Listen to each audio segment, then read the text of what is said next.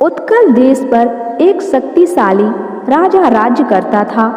उसकी एक सुंदर, प्रतिभाशाली और बुद्धिमती पुत्री ऐश्वर्या थी।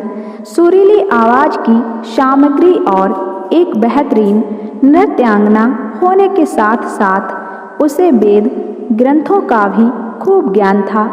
ऐश्वर्या को अपने रंग रूप और ज्ञान गुणों पर भी काफी गर्व था।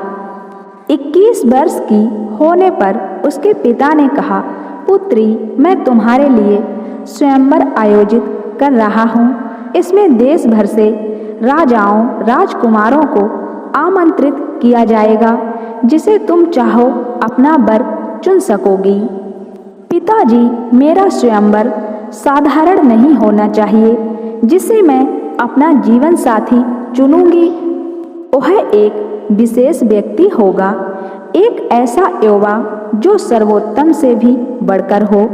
ऐश्वर्या पिता से बोली, कौन कितना सर्वोत्तम है यह कैसे मालूम पड़ेगा पुत्री? इसके लिए हमें विभिन्न श्रेणियों में प्रतियोगिताएं आयोजित करनी पड़ेंगी।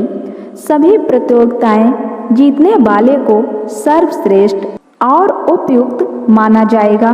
तो फिर किस किस तरह की प्रतियोगिताएं होनी चाहिए? तीरंदाजी, गायन, नृत्य कला, शास्त्र ज्ञान और सौंदर्य। ऐश्वर्या बोली, ठीक है ऐश्वर्या, राजा ने कहा। मैं रतन से कह देता हूँ, वह स्वयंवर की सभी व्यवस्थाएं करनी शुरू कर देगा। रतन राज्य के प्रधानमंत्री का पुत्र था। ऐश्वर्या और रतन दोनों एक साथ पले बड़े थे। किसी को भी मालूम नहीं था कि रतन मन ही मन ऐश्वर्या को चाहता था। वह जानता था कि ऐश्वर्या से विवाह करने की अपनी अभिलाषा को वह कभी व्यक्त नहीं कर सकता था। अब वह ठहरा एक मंत्री का बेटा और ऐश्वर्या इतने बड़े देश के राजवंश की राजकुमारी। 6 महीने बाद प्रतियोगिताएं प्रारंभ हो गईं। दूर देश से राजा, महाराजा, राजकुमार और राजसी पुरुष इसमें भाग लेने पहुँचे। सभी प्रजावासियों ने एक एक प्रतियोगी की प्रतिभाओं को देखा। हफ्ते भर ये प्रतियोगिताएं चलती रहीं और 8वें दिन परिणाम घोषित किए गए। कोई भी राजा या राजकुमार स्पष्ट विजेता नहीं बन पाया। कौशल का राजकुमार कामदेव सबसे सुंदर था, तो उल्लास राज्य का राजकुमार प्रकृति गायन में प्रवीण था। कृति नगर के नृत्यानंद ने नृत्य में अपना लोहा मनवाया, तो कांचीपट्टनम के पराक्रम सर्वोत्तम तीरंदाजी घोषित किए गए। शास्त्र ज्ञान में स्वस्तिपुर के ज्ञानचंद विजयी रहे। अब क्या किया जाए पिताजी? ऐश्वर्या ने पूछा। इन्हीं में से तुम्हें अपना वर चुनना है पुत्री, राजा ने उत्तर दिया। लेकिन कैसे पिताजी?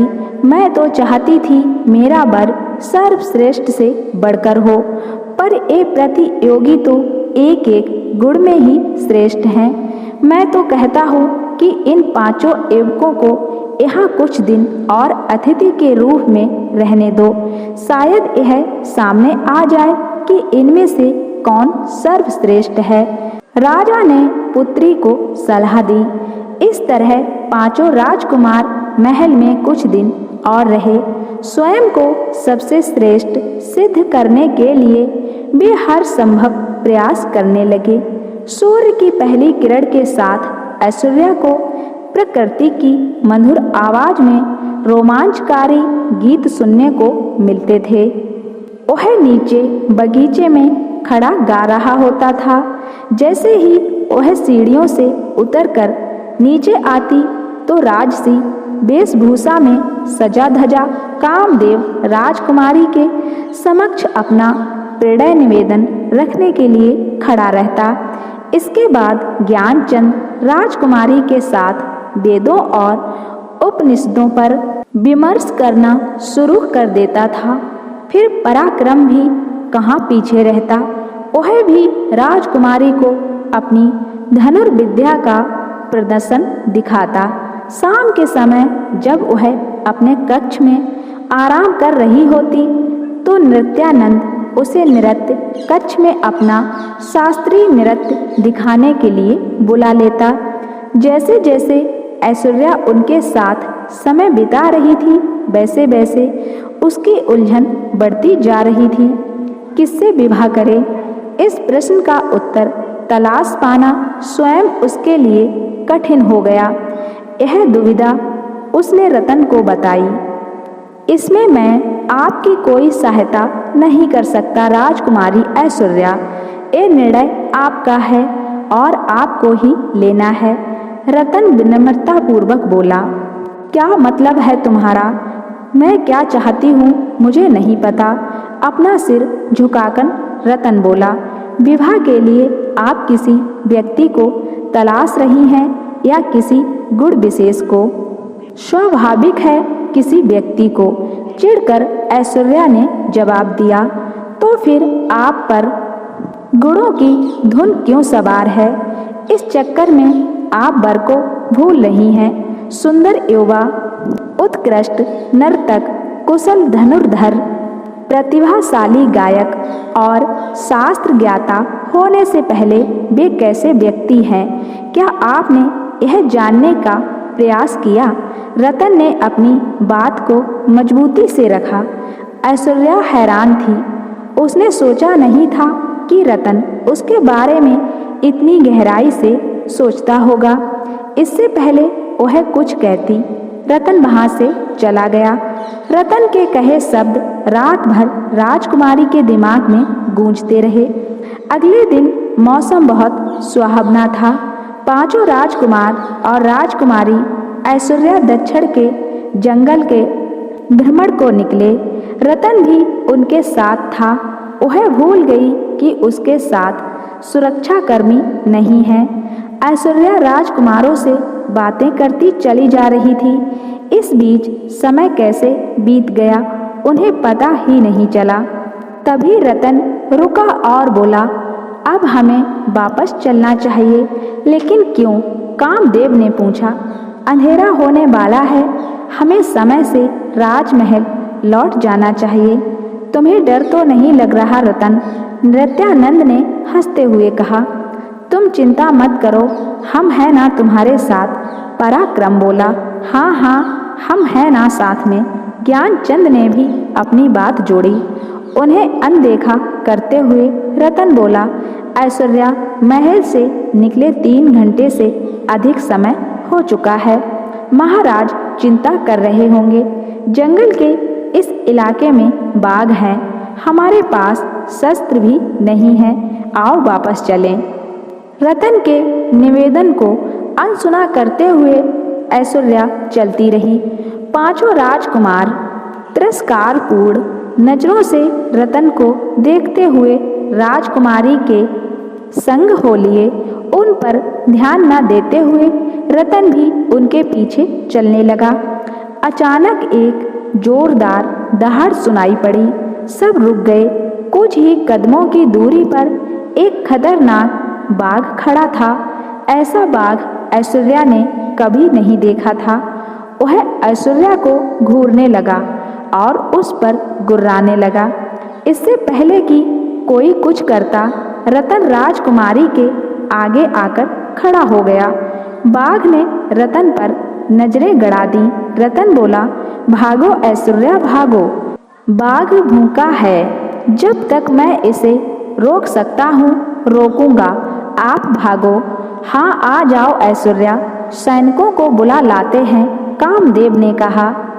मैं रतन को छोड़कर नहीं जाऊंगी, ऐश्वर्या बोली। अरे, हम छोड़कर थोड़े जा रहे हैं, मदद मांगने ही तो जा रहे हैं। नृत्यानंद के मुंह से बड़ी मुश्किल से बोल निकल पा रहे थे। बाघ हमें कच्चा खा जाएगा, भागो ऐश्वर्या, पराक्रम चिल्लाया। रतन को छोड़कर मैं नहीं जाऊंगी, राजकुमारी बोली। लेकिन हम तो जान बचाएं, ज्ञानचंद बोला और सभी भाग लिए। रतन एक फुर्तीला और हष्ट-पुष्ट युवक था। जैसे ही बाघ रतन की ओर बढ़ा, रतन बाघ की पीठ पर झपट पड़ा। अपनी मजबूत भुजाओं का फंदा बनाकर उसने बाघ की गर्दन को जकड़ लिया। बाघ ने उसे फेंकने की काफी प्रयास किया, लेकिन रतन डटा रहा। तभी बाघ की जोरदार चीख निकली और वह शांत पड़ गया। ऐश्वर्या ने पलट कर देखा, सुरक्षाकर्मी पहुंच चुके थे। उनके चलाए तीरों से बाघ धराशायी हो गया था। रतन उठ खड़ा हुआ। बाघ ने उसे कई चोटें पहुंचाई थीं, लेकिन वे गंभीर नहीं थीं।